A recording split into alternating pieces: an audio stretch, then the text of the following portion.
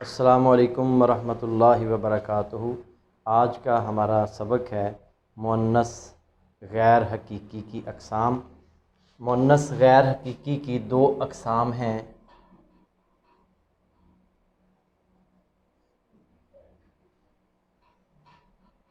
مؤنث قیاسی اور مؤنث سمائی۔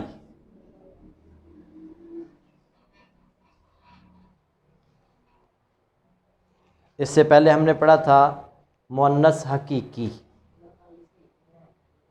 مؤنث حقیقی جو جاندار اشیاء میں جو چیزیں مؤنث استعمال ہوتی ہیں انہیں مؤنث حقیقی کہا جاتا ہے، اور بے جان اشیاء کی دو اقسام ہیں، مؤنث قیاسی اور مؤنث سمائی۔ مؤنث قیاسی یہ ہم نے پچھلی کلاس میں پڑھا تھا کہ تین علامتوں میں سے کوئی ایک علامت جس اسم میں پائی جائے گی وہ مؤنث قیاسی کہلائے گا۔ مثلا گول تا، جس لفظ کے آخر میں گول تا ہو وہ مؤنث ہوگا، جیسے شجرۃ، الساعۃ۔ دوسری علامت جس لفظ کے آخر میں الف مکسورہ ہو، یا سے پہلے کھڑی زبر، جیسے کبرا، صغرا، اخرا، یہ بھی مؤنث ہوتے ہیں۔ اور نمبر 3، جس لفظ کے آخر میں الف ممدودہ ہو، الف اس کے اوپر بڑی مد اور اس کے بعد حمزہ، اسے کہتے ہیں الف ممدودہ، جیسے صفراء، بیضاء،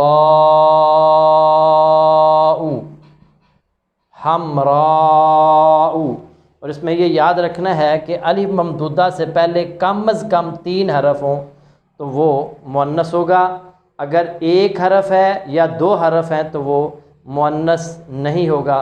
جیسے یہ دیکھیں ماء، اس کا معنی پانی ہے اور یہ مذکر استعمال ہوتا ہے۔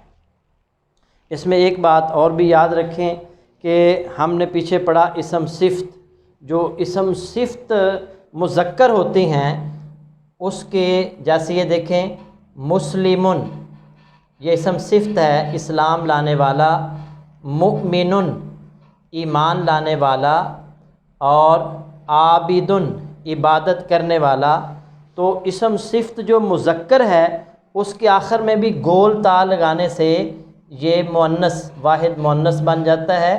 مسلماتن، مسلمن ایک اسلام لانے والا اور مسلماتن اسلام لانے والی، مؤمناتن ایمان لانے والی، اسی طرح عابداتن عبادت کرنے والی، صابراتن صبر کرنے والی۔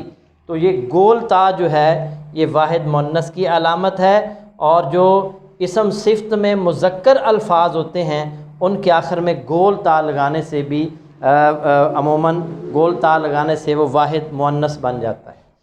اب آتے ہیں مؤنث سمائی۔ مؤنث سمائی کہتے ہیں وہ الفاظ جن میں ان تینوں علامتوں میں سے کوئی علامت نہیں پائی جاتی مگر وہ مؤنث استعمال ہوتے ہیں۔ عرب کے لوگ ان کو مؤنث استعمال کرتے ہیں اور ہم بھی ان کو مؤنث ہی استعمال کریں گے، کیونکہ جو بھی وہ اپنی زبان میں مذکر استعمال کرتے ہیں ہم بھی اسے مذکر استعمال کریں گے، جسے وہ مؤنث استعمال کرتے ہیں ہم بھی اسے مؤنث استعمال کریں گے۔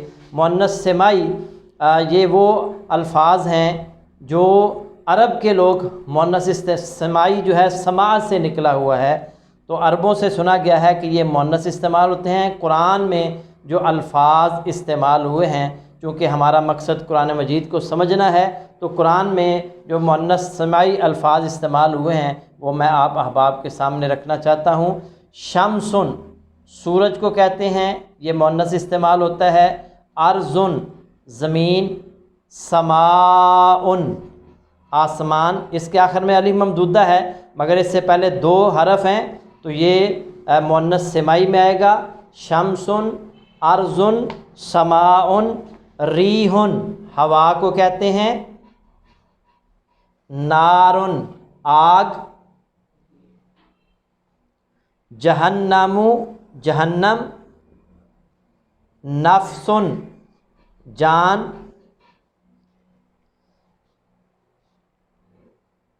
سبیلن راستہ، دلون ڈول، دارن گھر، خمرن شراب، عصا لاٹھی، فلکن کشتی، کأسن گلاس پیالہ۔ جسم کے وہ اعضاء جو جوڑا جوڑا ہیں وہ بھی مؤنث استعمال ہوتے ہیں، جیسے یدن ہاتھ،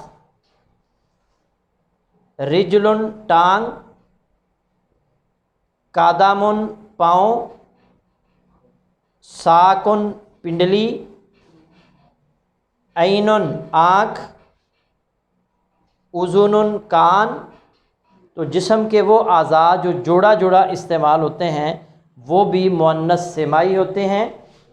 اس کے بعد ملکوں اور شہروں کے نام، ملکوں اور شہروں کے نام مصر، مدین وغیرہ، یہ بھی مؤنث استعمال ہوتے ہیں۔ تو قرآن مجید میں یہ الفاظ استعمال ہوئے ہیں، انہیں کہتے ہیں مؤنث سمائی۔ تو ان کو یاد کرنا پڑے گا، بار بار استعمال ہونے سے پتہ چل جاتا ہے کہ یہ مؤنث ہیں۔ ویسے بھی جملے سے بھی پتہ چل جائے گا کہ یہ شمسن، ارضن، سماعن، ریحن، نارن، جہنم، نفسن، سبیلن، دلون، دارن، خمرن، عصا، فلکن، کأسن۔ اور جسم کے وہ اعضاء جو جوڑا جوڑا ہیں، یدن، رجلن، قدمن، ساکن، عینن، اذنن۔ ملکوں اور شہروں کے نام مصر، مدین، یہ قرآن میں استعمال ہوئے ہیں، بابل وغیرہ، یہ بھی مؤنث استعمال ہوتے ہیں۔ تو یہ ہمارا جنس کا سبق مکمل ہوا۔ اللہ تعالیٰ سے دعا ہے کہ اللہ تعالیٰ ہمیں قرآن کی سمجھ عطا فرمائے، عمل کی توفیق عطا فرمائے۔ السلام علیکم ورحمۃ اللہ وبرکاتہ۔